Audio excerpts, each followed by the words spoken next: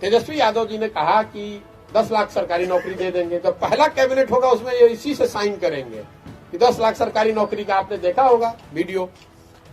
तो तेजस्वी यादव तो कुछ भी कह सकते हैं। अब आपको पूछना चाहिए कि कैबिनेट मीटिंग हो नहीं रही कि कलम से स्याही सूख गई है। मैं ये सोच रहा हूं कि जिस नीतीश कुमार की आप बात कर रहे हैं, नीतीश कुमार को मैं जानता हूं, जब 7 निश्चय बनाया जा रहा था तो करीब 15 दिन तक सारे अफसरों की बैठक साथ में की गई ताकि 7 निश्चय की हर योजना का बजट का प्रावधान कर लिया जाए, कोई बात ऐसी न कही जाए जिसका बजट न हो।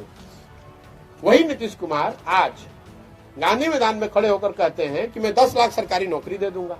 तो मैं इस चिंता में हूं कि भाई अगर आप 10 लाख सरकारी नौकरी दे सकते हैं या दे सकते थे तो आप 15 साल से रुके हुए क्यों थे, पहले ही दे देते। ये कौन सा रात में आकाशवाणी हो गया कि आप 10 लाख सरकारी नौकरी आपको मिल गई।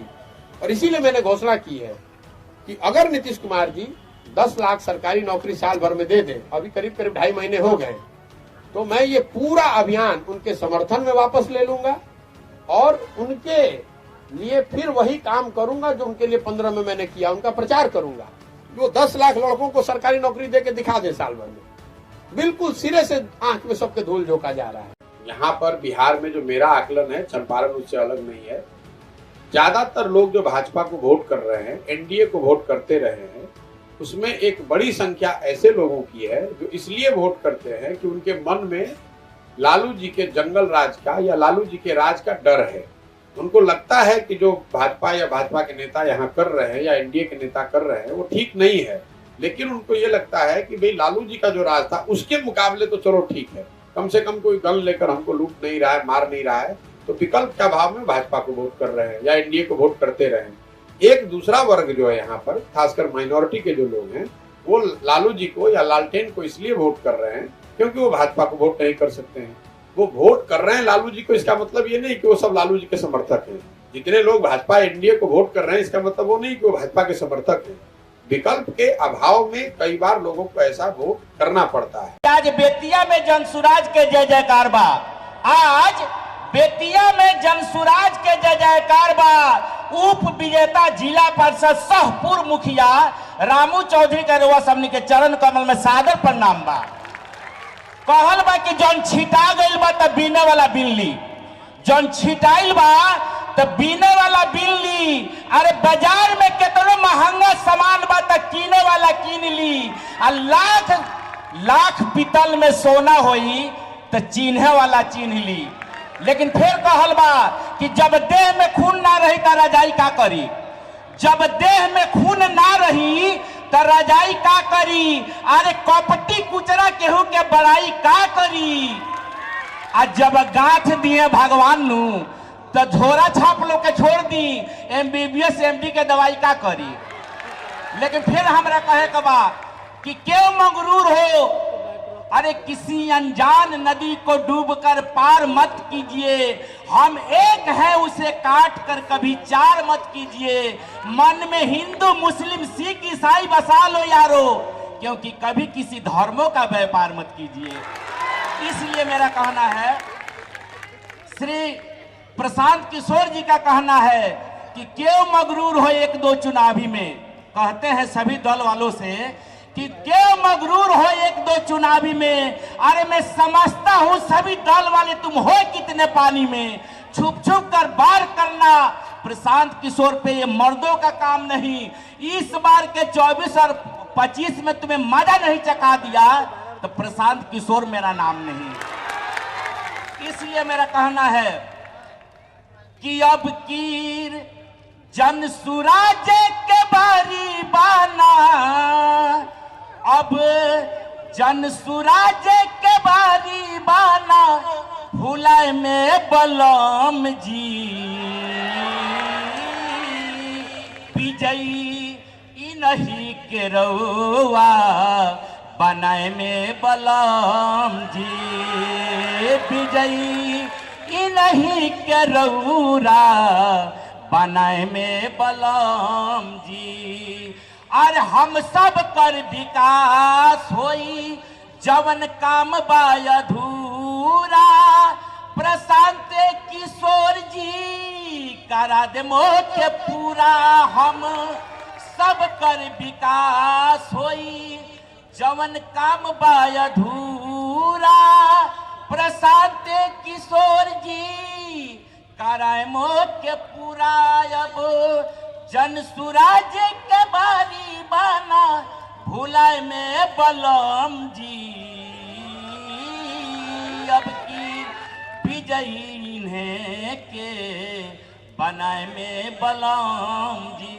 लेकिन फिर रउआ सामने जौन अपन महत्वपूर्ण समय आज दिल बानी ऊपर कुछ कहे के बा कि अधिवेशन में आए आप सबको बधाई, अधिवेशन में आए आप सबको बधाई। यह खुशी में एगो गीतवा के गाई, अधिवेशन में आए आप सबको बधाई। श्री भोलेनाथ जी से यह बटे अर्जी, प्रशांत किशोर पर रखम आपन मर्जी। देखिए, जे समाज के हित के काम करे, जे सारा आदमी के काम करे, कहें कि बतावल बा कि आदमी को आदमी से प्यार होना चाहिए, स्वप्न पूरे समाज का साकार होना चाहिए, समाज को कभी खंडित मत करना यारो, आपस में लड़ भिड़ कर, क्योंकि एकता ही हर मानव का वरदान होना चाहिए। अरे खुशी के मौका पे एक गीतवा के गाई, अधिवेशन में आए आप सबको हो बधाई। ताली तो तनी बजा के अपने भाई भतीजा लड़का के आवाज दे दी कि जनसुराज के हम केंगन पहचलने बानी। एगो कवि साहित्यकार के आवाज में तनी सुन ली, जान ली, आ दुआ दे करके जाई कि प्रशांत बाई के बहुत लोग बहुत कुछ कलक ह, लेकिन हमनी के धोती कुर्ता लुंगी आ गंजी पर हवेसी में बैठ के जौन कटाक्ष करे वाला बाबू साहेब लोग बा लोग कहता लोग का कि उ लुंगी पहनले बा, उ गंजी पहन के ठेला चलावता, तो हऊ गमछा बांध के रिक्शा घींचता, तो हऊ टेम्पू चलावता। मैं अपने चंपारण के उन सम्मानित गरीब किसान मजदूरों की आवाज के तरफ से उनको चेतावनी देना चाहता हूं अपनी लेखनी के माध्यम से, और आपका आशीर्वाद मांगता हूं कि किसान मजदूर गरीबन के अरे फिर से आई राज, किसान मजदूर गरीबन के अरे फिर से आई राज, बदली आपन बिहार बहिना आइल जन सुराज, बदली आपन बिहार भैया आइल जन सुराज। अरे लुंगी गंजी धोती कुर्ता के जितना हमार भाई लुंगी गंजी पहने वाला होई लो आशीर्वाद जरूर देव लोगिन। बड़ी मेहनत से लिखले बा राउरी लइका राउर भाई राउर भतीजा कि लुंगी गंजी धोती कुर्ता के अरे फिर से आई राज, बदली आपन बिहार बहिना आइल जन सुराज, बदली आपन बिहार भैया आइल जन सुराज। कि जनता मालिक लोकतंत्र में ई बा एगो पहेली, कहता लो कि जनता मालिक बा लोकतंत्र में, देखी का कहता लो कि जनता मालिक लोकतंत्र में ई बा एगो पहेली, अब बात न माने नेताजी कहे सखिया और सहेली। काका की सही कहता नेताजी बात नहीं खनु मानत, तो बता दी ताली। हाँ, कि जनता मालिक लोकतंत्र में ई बा एगो पहेली, अब बात न माने नेताजी कहे सखिया और सहेली, आ गद्दी मिल गईला पे गिरावे। तनी ध्यान से सुने मगिला लैनिया कि गद्दी मिल गईला पे गिरावे, सभे हमनी पर गाज, बदली आपन बिहार बहिना लियाई जन सुराज, बदली आपन बिहार बहिना ले आई जन सुराज। प्रशांत भाई के बहुत लोग महासागर कहल ह, सूरज कहल ह। आई मुकुंद मुरारी राम हम अनुसूचित जाति समाज से आवेनी, रउआ लोगनी के आशीर्वाद से कवि साहित्यकार के कई गो सम्मान राष्ट्रीय स्तर पर मिलल बाटे। सलाम बाए माटी के रउआ लोगनी के हम प्रशांत भाई खतरा का लिख ले बानी कि प्रशांत किशोर के तप जप से ऐसन भइल अजोर। काकी अगर अजोर भइल होई तारा पंचायत में तो ताली बजा के बताई हो प्रशांत भाई के गैला से कि प्रशांत किशोर के तप जप से ऐसन भइल अजोर। आ गली गली और गांव गांव में मचल बई है शोर। भैया शोर मचल होके तो रघुवनी ताली बजा के बता दी अगर शोर सुनाई होके प्रशांत भाई के जी कि प्रशांत किशोर के तप जप से ऐसन भइल अजोर। गली गली और गांव गांव में मचल बई है शोर। जागा भैया जागा बहिना, अरे भैया जागा ना तनी बजा द तलिया की जागल बड़ा है भैया। मुरारी बोलावा तने कि जागा भैया जागा बहिना, अरे सभे पहिन ले ताज। सबकरा के ताज दे प्रशांत भाई आइल बड़े पहिने के बाद ताज ही कि जागा भैया अरे जागा बहिना, सभे पहिन ले ताज। बदली आपन बिहार भैया आइल जन सुराज। बदली आपन बिहार बहिना आइल जन सुराज। कह तरे कि सही लोग और सही सोच जहिया साथे हो जाई। देख ले में लाइन में सब कुछ बांध दिले बानी हम जन सुराज के कि सही लोग और सही सोच जहिया साथे हो जाई। सामूहिक प्रयास के झंडा जब युवा लहराई। सही लोग और सही सोच जहिया साथे हो जाई। सामूहिक प्रयास के झंडा जब युवा लहराई। तहिया चारों ओर सुनाई, अरे तहिया चारों ओर सुनाई हमार तोहार आवाज। बहिना आइल जन सुराज बदलल आपन बिहार। बहिना आइल जन सुराज बदलल आपन बिहार। हमने के सुनले रही जा जब हम बच्चे थे 89 के इलेक्शन में राजीव गांधी जी प्रधानमंत्री थे। गांधी मैदान में 50,000 करोड़ का पैकेज का अनाउंसमेंट हुआ था। बिहार वहीं का वहीं रह गया। कांग्रेस ने बिहार को छोड़ दिया, लालू जी के हवाले कर दिया। हम लोगों ने लालू जी का दौर देखा जिसमें उन्हीं की तूती बोलती थी। उनके प्रयास से समाज के कुछ लोगों को आवाज भी मिली। उस चीज के लिए लालू जी का सम्मान है। लेकिन लालू जी ने उस आवाज के साथ उनको शिक्षा नहीं दी, उनको भूमि नहीं दिया, उनको पूंजी नहीं दी ताकि आप उनको कभी चैलेंज मत कर सकिए। उनकी आवाज बनकर उनका नारा लगाइए लेकिन उनके बराबरी में मत बैठिए। फिर हम लोगों ने नीतीश जी पर दाव लगाया। हम जैसे लोगों ने भी उनका पीछे ताकत लगाई। नीतीश जी ने भी 5, 7 साल 8 साल काम करने के बाद अब ये मान लिया है कि बिहार को इससे बेहतर नहीं बनाया जा सकता है। 14 के दौर में हम लोगों ने नरेंद्र मोदी के नेतृत्व वाला बीजेपी भी देखा। ये सारा इंडिया ये लोग जीतने का बदलने का प्रयास कर रहे हैं। लेकिन बिहार में 15 में चुनाव हारने के बाद उन्होंने भी बिहार को छोड़ दिया है।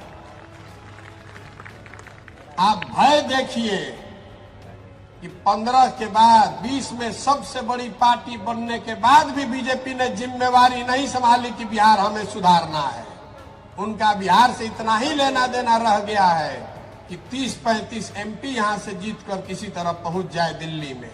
बिहार पिछड़ा राज्य बना है तो बना रहे। लालू जी की इतनी चिंता है कि हमारा परिवार का वर्चस्व बना रहे। नीतीश जी के बारे में तो कुछ बोलना ही बेकार है। जिस आदमी से इतने लोगों की आशा अपेक्षा थी, अब बुढ़ापे में उनका इतना ही रह गया है कि किसी तरह मुख्यमंत्री बने रहे। तो बिहार की चिंता जब कोई नहीं कर रहा है, जब बिहार की चिंता कोई नहीं कर रहा है तो आप ये चिंता कीजिए। आप में ये ताकत है, बिहार के लोगों में वो ताकत है। ये जो पूरा अभियान है जन सुराज, ये जन सुराज कोई पार्टी बनाकर चुनाव लड़ने का अभियान नहीं है। ये प्रशांत किशोर की ताकत दिखाने का अभियान नहीं है। ऐसे कई मैदान में भर सकता हूं, वो विधा मुझे आती है कि भीड़ कैसे जुटाना है। लेकिन ये हमारी ताकत दिखाने का अभियान नहीं है। ये जनता को, बिहार के लोगों को उसकी ताकत का एहसास कराने का अभियान है कि आप में वो क्षमता है। पूरा भारत आपको छोड़ दिया, पूरा भारत आपको अनपढ़ और बेवकूफ बिहारी मतलब बेवकूफ बताता है। आप खड़े होइए तो पूरा भारत का राजनीति का निडिल घुमा कर दिखा देंगे। आप खड़ा होकर दिखाइए। बिहार के लड़के खड़े हो जाएंगे तो देश की राजनीति बिना आपके भागीदारी के चल नहीं सकती है, चाहे कोई नेता हो।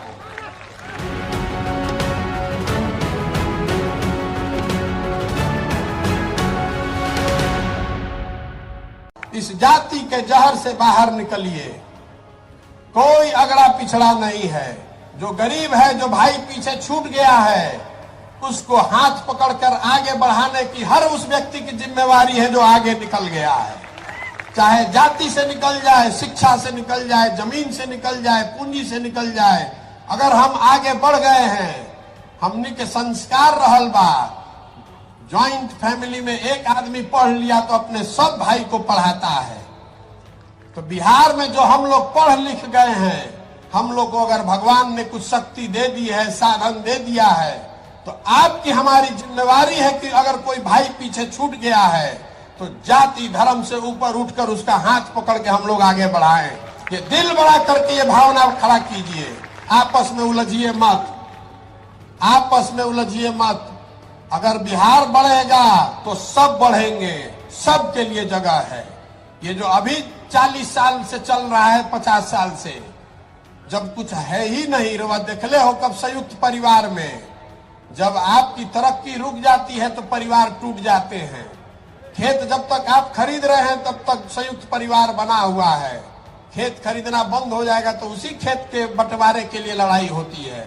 बिहार में इतना सबको गरीब बना दिया कि जो है उसी को लूटने के लिए सब एक दूसरे से लड़ रहा है, जाति के आधार पर, धर्म के आधार पर। इससे बाहर निकलिए और पूरा ये विश्वास रखिए कि हम लोग बिहार में इतनी नौकरी पैदा कर देंगे कि आरक्षण वाले को भी मिले और गैर आरक्षण वाले को भी मिले। दोनों के लिए नौकरी होना चाहिए। जब नौकरी है नहीं है तो जो आरक्षण वाला है बेचारा उसको भी नहीं मिल रहा है, और जिसको आरक्षण नहीं है वो भी भाग रहा है। तो आप पहले जड़ को मजबूत कीजिए। अगर बिहार में नौकरी होगी तभी ना किसी को फायदा होगा। अभी तो नौकरियां नहीं है, और नहीं है तो जो 2 गो 4 गो है उसी में आपस में लड़ा दिया और कहता है हमको वोट दे दीजिए तो हम आपको नौकरी दे देंगे। फिर आप उसका बंधुआ मजदूर बन के उसी को वोट दिए जा रहे हैं। वो स्थिति बदलनी चाहिए। बड़ा केक बनेगा तो सबका हिस्सा बड़ा होगा। और जो लोग भी आगे हैं, मैं आपसे हाथ जोड़कर विनती कर रहा हूं, ये आपकी जिम्मेवारी है कि जो आपसे पीछे छूट गया, अगर जन सुराज में रहना है, जन सुराज के आप नायक हैं, तो आप अपने साथ जो पीछे छूट गए लोग हैं उनको साथ में लेकर चलने का जज्बा पैदा कीजिए। हिंदू मुसलमान अगड़ा पिछड़ा के लड़ाई से बाहर निकलिए। इसी सोच ने हम लोग को इस गुर्बत, इस बदहाली में डाला है। जब तक इससे हम लोग बाहर नहीं निकलेंगे तब तक बिहार का भला नहीं हो सकता है। मैं बहुत अपने अनुभव के आधार पर बता रहा हूँ। इससे हम लोग बाहर निकलेंगे तभी हमारे और हमारे बच्चों का भला हो सकता है। गांधी जी, बाबा साहब अम्बेडकर, इनकी बातों को सीखिए, अपने जीवन में उसको लागू कीजिए। इस विकल्प, इस प्लेटफॉर्म का इस्तेमाल कीजिए।